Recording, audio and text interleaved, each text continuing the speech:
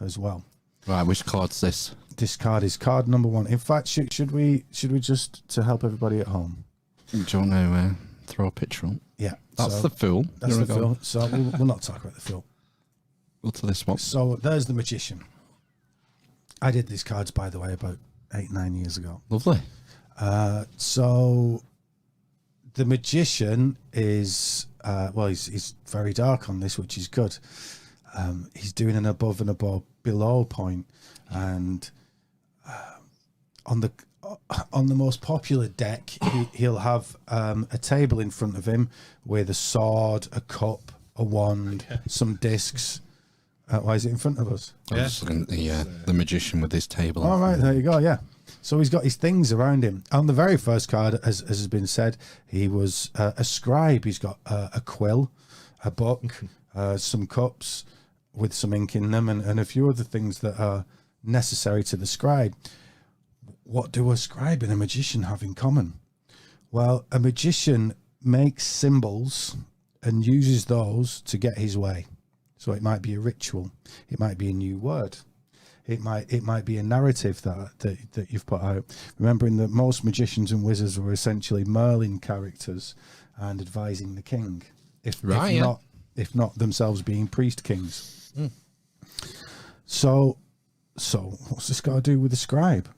Well, a scribe's creating media. A scribe is taking reality and putting it into symbolic form. Now it's up to the scribe to determine. The king may say one thing, if the scribe writes something else and hands it to somebody. We've got a magic going on here. We've got a gap between the source and the receiver, and in this gap, Mercury fills that gap. Mercury goes above and below. Mercury is the god of communication, but he's also the trickster god because he can distort that communication. Here we have Mercury, the trickster god. The other thing about Mercury is that he's androgynous. He has the male and the female in him. Well, this is the Pythagorean number philosophy of the number 1. The number 1 contains 2 within it. Seems weird, but it does. Why? Because we've got a 1. Well, you're a 1, aren't you? I'm another 1. Well, we've got 2 now. Yeah. Or if I say I'm me. Well, if there's a me, there's a not me. Or if I say there's a place, well, there's another place that's not that place. Or there's a perimeter of that place.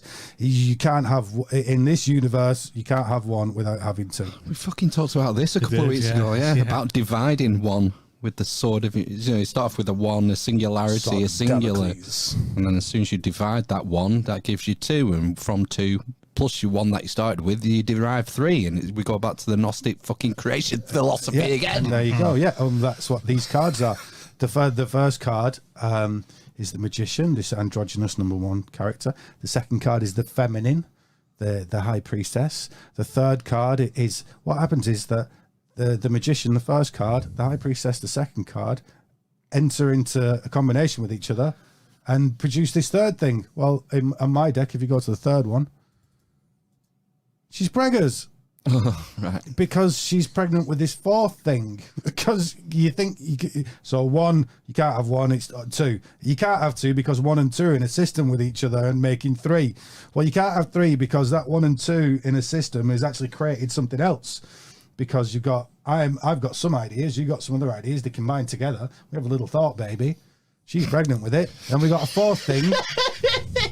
And then it's that 4th thing starts off again. That 4th thing's just the same as that number 1, and then you're off again. And as Pythagoras liked to point out, obviously we count in tens. You only need to count to 4 to be able to get to 10.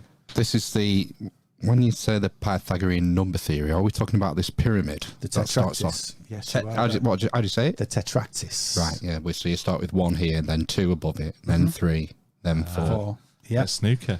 Yeah. Racking up a pool table. It's exactly what I've been talking about with the tarot. 1 at the top, unity, the monad, fire. Beneath it, water, duality.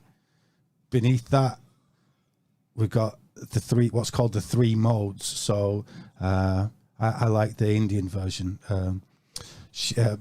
Brahma, Vishnu and Shiva, the creator, the maintainer, and the destroyer. In astrology, you know it as cardinal, fixed, and mutable. Cardinal means like a hinge on a door to open. Yeah. Fixed means to keep it going, and mutable means to mutate, to change. And what about the Holy Trinity of the Judeo-Christian ethic? Yeah, the Father, the Son, and the Holy Spirit. So we have the creator, the maintainer, the Christ, and the destroyer, the changer, the feminine aspect, who gives birth to things and, you know, literally destroys her old form and creates a new one. Amazing.